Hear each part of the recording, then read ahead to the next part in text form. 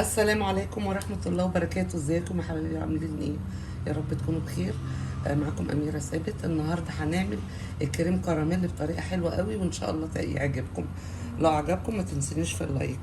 احنا معانا دلوقتي كوباية سكر. هنعمل الكراميل الأول وبعدين بعد كده نعمل الكريم كراميل. احنا كده مولعين البوتاجاز. هنكرمل كوباية السكر وبعدين نعمل الكريم كراميل. خليكم معانا بقى ايه لغايه اما السكر يبقى لونه بني ويبقى لونه ذهبي كده. لو غمق بيبقى بيمرر،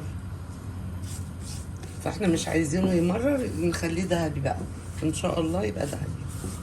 خليكم معايا دلوقتي. هو كده الكريم كراميل اللي ابتدى الحروف بتاعته تبقى بني.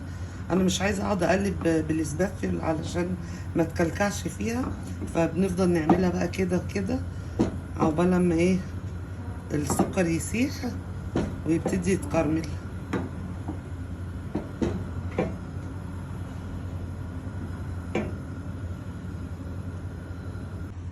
هو كده بقى لونه ذهبي. احنا بنخلي بالنا قوي قوي في التقليب علشان لو وقع يعني الله اكبر، لازم نحرص واحنا بنقلب كده. احنا جبنا القوالب، حضرتها في الصينيه ديت فيها ميه سخنه وحاطه فيها خل عشان الصينيه ما تسودش. والقوالب هنحط بقى الكريم الكراميل. بسم الله. انا كنت هعمل قالب واحد بس بنت بنتي بقى ديدا عايزه تعمل قالب صغير، فطبعا انا مش عايزه ازعلها.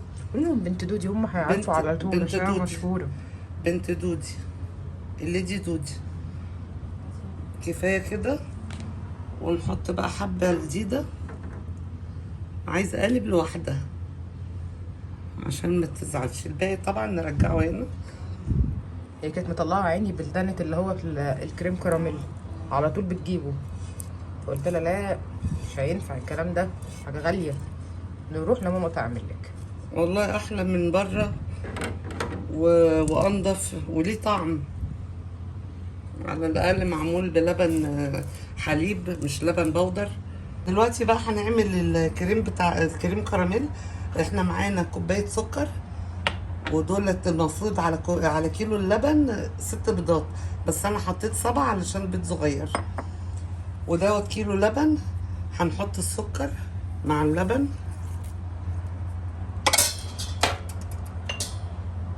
ننزل السكر ده.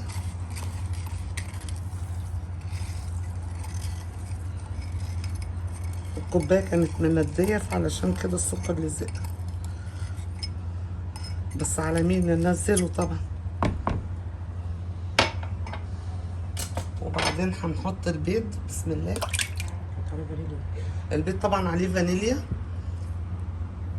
انا بحب احضر المقادير وكله عشان ايه ما اخدش وقت في التصوير. هقلبه كده شويه علشان بعد كده هنحطه في الخلاط. عايزه طبعا البيض يندمج مع اللبن والسكر شويه كده علشان بعد كده ايه احطه في الخلاط. طب ليه ما تحطوش من الاول في الخلاط؟ علشان البيض الخلاط مش هيكفي الكميه، فانا شويه شويه يعني. فشويه شويه وبعدين اصفيه في حاجه تانية. احنا كده هنضرب اللبن مع البيض والسكر ونرجع نصفيه بالمصفى ديت علشان ما يبقاش فيه اي تكتلات. بسم الله. هنصفيه بالمصفى بقى كده لغايه ما الكميه كلها تخلص. ابقوا معانا. بنصفي بقيه الكميه اهي لاخر نقطه. نحطه في قلب القالب مصفيينه وايه ومطمنين ان مفيش اي تكتلات.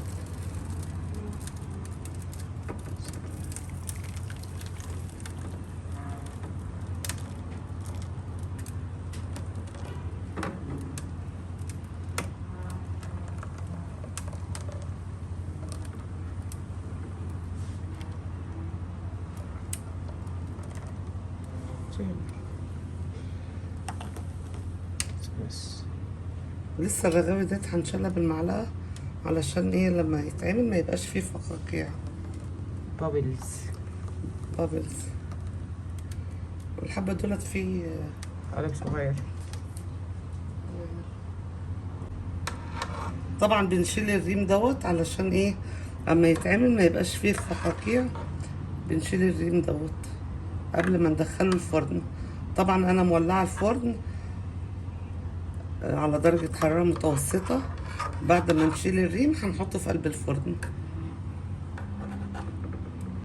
دلوقتي هي طلعت من الفرن اهيت زي ما انتوا شايفينها كده، وحطيتها في التلاجة تسقع، وبعد كده حطيتها في مية سخنة علشان تفك من تحت، وهنقلبها دلوقتي مع بعض وهتشوفوا. هي ماما فتحت عليها الشوايه عشان تديها لون. يعني بعد ما قعدتها في الفرن بتاع ساعة الا ربع او نص ساعة كده، فتحت الشواية علشان تعمل الوش دوت.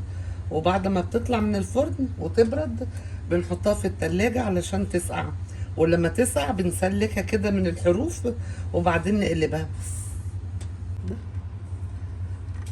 كده احنا قلبنا الكريم كراميل، ودوت الشكل النهائي. وان شاء الله الطريقة تعجبكم. لو عجبتكم ما تنسونيش في اللايك.